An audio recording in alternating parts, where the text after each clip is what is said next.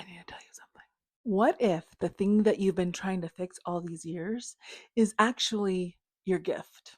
Growing up, I was often told I was too sensitive, too emotional, too loud, too big, too tall, too much.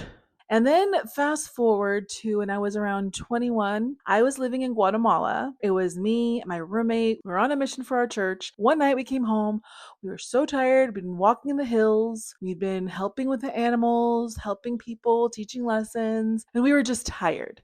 And my parasites were acting up. So my tummy was not so awesome. Anyway, we came home and we were so tired that I was like, you know what? I'm just going to close the window, close the door, and go to sleep. We usually don't shut the house up like that, but we did. I don't know why. And then at 2 o'clock in the morning, I heard footsteps in our house, and there's literally only the two of us, and we were in the bedroom. And so I sat up from my bed and I looked at the door. I looked at my roommate, and she sat up in her bed and she looked at me, and then we both looked over to the door, and the doorknob started turning.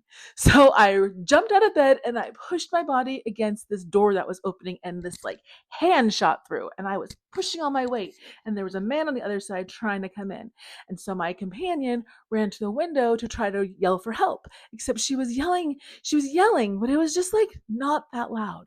So while I was holding this door, just like pushing this man, trying to smash the hand that was in there that was trying to grab me, I started yelling from across the room, help, of course in Spanish, help, help. And I just started screaming and screaming till the people came out of their houses, and my roommate told them what was happening, threw them the keys, and it took 3 men to come up the stairs and drag this man away. And as I was sitting there on the bed thinking about like what just happened, I was like, hmm, I was always told I was too loud, but that saved me.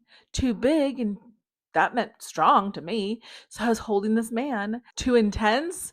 Yeah, I was intense. This man's trying to come in my room. And so I kind of sat there and I was like, wow, maybe all this too muchness is exactly what saved me. Saved us, actually. And I wish I could tell you that from that day on, I kind of like embraced myself, and I kind of didn't. I still wanted to fit in. I still wanted to be not too much for people. But I can tell you this, my too muchness was never what was wrong with me. My too muchness was the measure of my power. So I'll ask it again. What if the very thing that you were trying to fix this whole time was actually your gift? And if you were too much like me, drop your too muchness in the comments. I'd love to read it.